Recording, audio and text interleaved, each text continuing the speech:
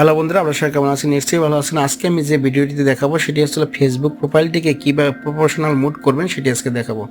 এখানে আমি log in করি।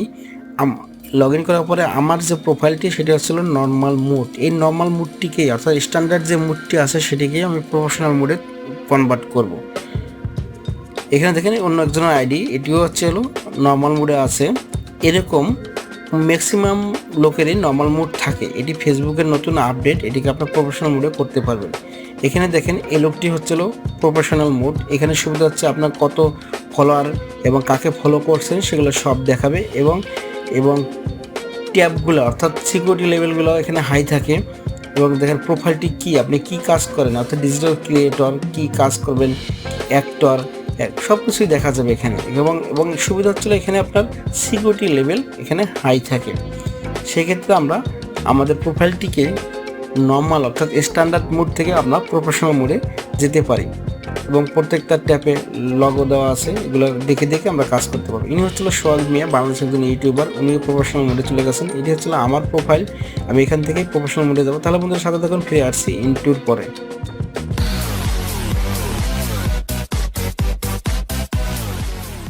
এটি দেখেন, আমরা যখন প্রোফাইলে যাব, প্রোফাইলে একদম ডান সাইডে দেখবেন যে 3টি ডট দেওয়া আছে। ডটের উপর ক্লিক করব। ক্লিক করার পর একটু নিচে আসব। এখানে অনেকগুলো অপশন আছে। সবচেয়ে নিচে যে অপশনটি আছে টার্ন অন প্রফেশনাল মুড, এটির উপর ক্লিক করব। ক্লিক করার পরে দেখেন একটি মেসেজ আসবে, একটু ওয়েট করি।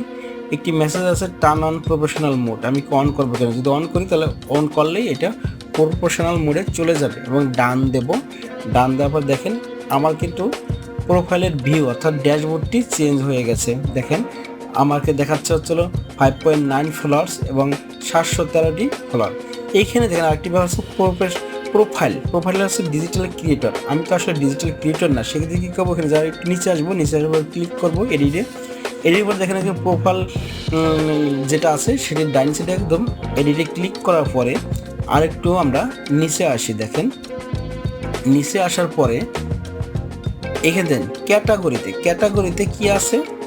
ক্যাটাগরিতে আছে ডিজিটাল ক্রিয়েটর। এটা আমরা ক্লিক করে এইখানে আমরা এডিট করে দেবো। আপনি যদি অ্যাক্টর হন অ্যাক্টর, পাবলিক ফিগার হলে পাবলিক ফিগার, পলিটিশিয়ান হলে পলিটিশিয়ান, আপনি এখানে আপনার পছন্দ মতো অর্থাৎ আপনি কি কাজ করেন সেই ধরনের আপনি এখানে অ্যাড করে দিতে পারবেন। তাহলে আপনাকে আপনার প্রোফাইল দেখলে বুঝতে পারবে আপনার প্রফেশন কী।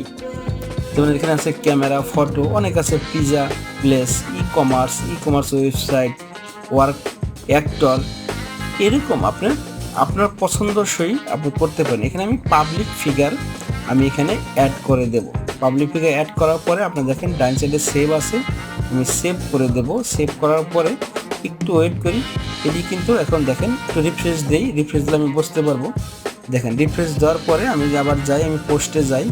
পোস্টে ক্লিক করলেই আমি এখানে দেখতে পারতেছি যে আমার যে প্রোফাইল সেটি হচ্ছিল পাবলিক ফিগার। এখান থেকে আপনি নিজের মতো করে আপনি এটি চেঞ্জ করে নিতে পারবেন। তাহলে বন্ধুরা ভালো থাকুন।